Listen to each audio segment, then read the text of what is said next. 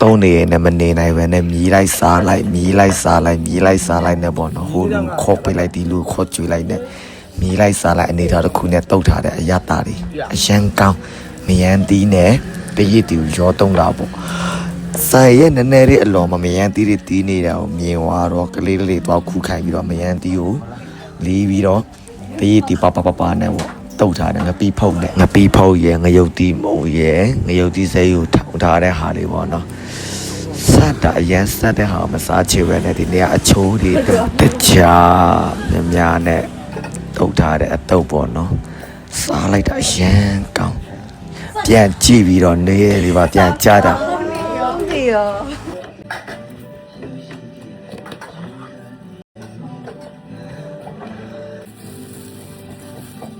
ကျွန်တော်ငါပြေတုံးတာသိမ့်မချက်ငါပြေတဲ့အဲ့ဒီစောင်းကိုတုံးတာပူကြိုက်တယ်အဲဒါကြောင့်မစားနဲ့တုတ်တာပေါ့နော်အရတာပိုထီးတယ်လို့ခံစားရငရုတ်ဒီစိမ်းကိုလည်းထောင်းထည့်ထားတော့အဆက်ကတော့ပြစ်လေးပဲငရုတ်ဒီမုံနဲ့ငရုတ်ဒီစိမ်းနဲ့ပေါ့တုံးလိုက်မြည်လိုက်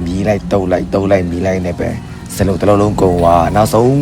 စလုံးထဲမှာမရှိတော့ဘူးအရည်ပဲကြက်တာတော့ဇောနဲ့ခတ်တောက်လိုက်တဲ့ဘဝကြီးဖြစ်သွားပါတော့အရတာကြိုက်လို့